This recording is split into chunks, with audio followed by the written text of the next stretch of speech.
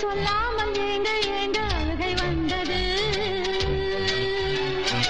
எந்த சோகம் உன்னை தாக்கும் என்றெண்ணும் போது வந்த அழுகை நின்றது.